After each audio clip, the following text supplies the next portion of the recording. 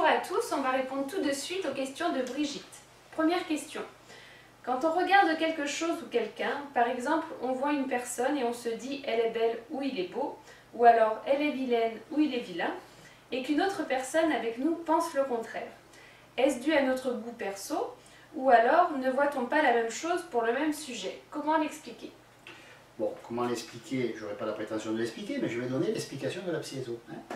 La Psy-ESO fournit des explications, on les prend ou on les laisse, on peut même les écrire et s'en servir de papier toilette quand on va aux toilettes.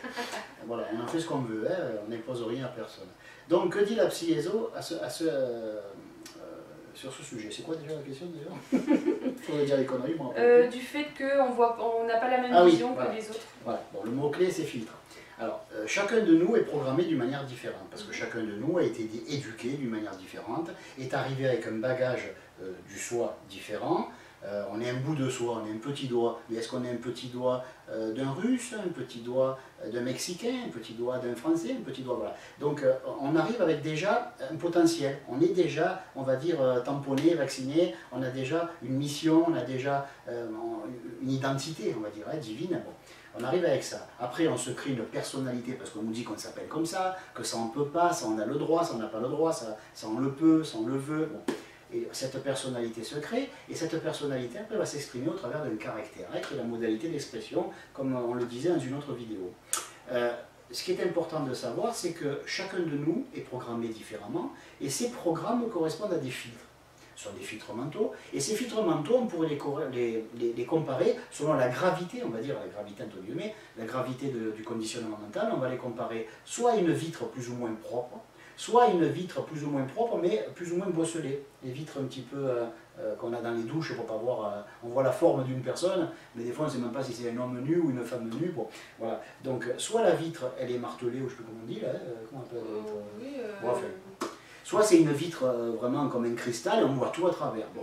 Et aussi on peut voir à travers des lunettes qui sont jaunes, qui sont rouges, qui sont bleues, etc.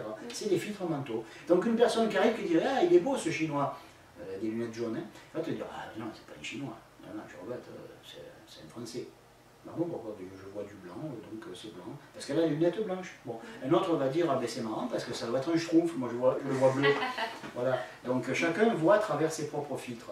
Alors c'est ce qui a fait dire aux gens que dans l'absolu on ne savait pas ce qui était beau ou pas. Si on le sait, il y a des, on va dire qu'il y a des règles générales, il y a des grandes lignes. On sait très bien qu'on va préférer quelqu'un qui fait 1,90 m, même plutôt que quelqu'un qui fait 1,09 m. Voilà. Donc ce sont des goûts, ce sont des idées qu'on se fait sur les choses. Bon. Mais on ne peut pas voir les gens, on ne peut pas les voir tous beaux, parce que c'est quoi la beauté? Ça, moi je pense à là, on ne sait pas ce que c'est. La beauté c'est quoi? On l'a vu mince, bon ben celle-là elle est trop grosse. Ah oui mais celle-là elle est bien foutue, oui mais pour les minces elle est trop grosse. Et celle-là, ah celle-là elle est un peu mince, ah, ben non moi je la trouve grosse, etc. Bon, voilà. Donc ça dépend des goûts bien sûr, mais ces goûts c'est quoi finalement? Est-ce que nous sommes vraiment libres de goût? Est-ce que ces goûts c'est nous qui l'avons décidé? Parce que pour moi, mes goûts, c'est moi qui les décrète. Mais si je commence à être obligé d'aimer que les femmes grosses, ou que les femmes maigres, ou que je n'aime pas les gens qui font moins de 1,40 m, ou que je n'aime pas les gens qui font plus de 1,90 m, ou qui sont maigres, ou qui sont ci, qui sont là, bon, ben, c'est moi qui mets une limite à ma perception de la beauté, ou ma perception de ce qui est harmonieux, etc. Donc ces limites, elles sont soit grossières, encore une fois, comme à travers une vitre dépolie, on va voir à peine la forme générale, et des fois, ben, la vitre est tellement peu teinté, qu'on a à peine un petit rose, à peine un peu de jaune, et on voit vraiment la personne telle qu'elle est, et on peut même présumer que ce jaune ou ce rose que l'on voit très pâle, c'est simplement notre filtre mental qui nous oblige à le voir comme ça. Donc voilà, pour répondre à la question, tout dépend de nos filtres mentaux, autrement dit de nos conditionnements mentaux, et de leur épaisseur surtout. Alors, seconde question. Comme le hasard n'existe pas, il y a donc une raison pour laquelle les hommes partent plus tôt que les femmes, et même souvent plus jeunes. Qu'en est la raison? On le voit vraiment beaucoup et je viens de le constater récemment dans 2 familles. Bon, la Psy-ESO ne répond pas à ce genre de questions, elle ne s'en occupe pas, c'est plutôt un détail, ça, on va dire, dans la formulation des lois et des principes du fonctionnement de l'esprit. Mais bon, je vais donner mon avis personnel, bon, en tant que Serge.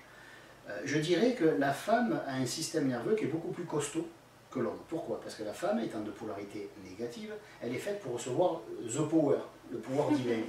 The power of God. J'adore parler en anglais, je parle anglais comme une vache espagnole. Bon, donc le pouvoir divin qui descend à la femme peut descendre en elle parce qu'elle est de polarité négative et que le pouvoir divin est de polarité positive.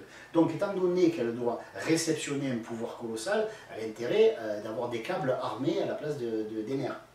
L'homme, lui, a des câbles un peu moins armés, il a des nerfs un peu plus fragiles, on va dire, hein, parce qu'il n'est pas fait pour ressentir de violentes émotions. Une femme peut passer du rire aux larmes en quelques secondes, et l'homme, il va mettre un peu de moment pour se remettre. Il va se sentir un peu humilié d'avoir pleuré en public, etc. Alors que la femme, elle n'a rien à carrer de ça. Au contraire, c'est une femme, je pleure. Ah ben oui, c'est normal, c'est une femme. Si c'est un homme, oh ben c'est un homme, il a pleuré à chaudes larmes. À un moment donné, il s'est assis par terre, il pleurait très fort, j'ai vu le moment où il fallait appeler les pompiers, tout ça. Voilà, ça peut choquer parce qu'on ne s'attend pas à ça. Donc on va dire que la femme ayant un système nerveux qui est prévu pour répondre à une grosse, c'est pas la femme qui est grosse, hein, mais pour répondre à une grosse sollicitation, on va dire, hein, parce que l'énergie est très puissante, elle va la secouer, donc elle a un système nerveux plus costaud. Et comme c'est le système nerveux qui le premier lâche, parce qu'on dit le cœur s'arrête, rupture d'anévrisme, ceci, cela, mais quelle que soit la maladie, c'est toujours le système nerveux le premier qui réagit et qui lance le mot d'ordre en disant « Allez, moi j'arrête ». Voilà, puis on ne voit plus l'énergie. Alors le cœur il dit bon, bah, alors j'arrête de battre. Le cerveau dit bon, moi je ne fonctionne plus. Voilà. Le sang il dit ben, je ne circule plus. Allez. Voilà. Et la rate qui se dilate, et le foie qui n'est pas droit, etc. Voilà.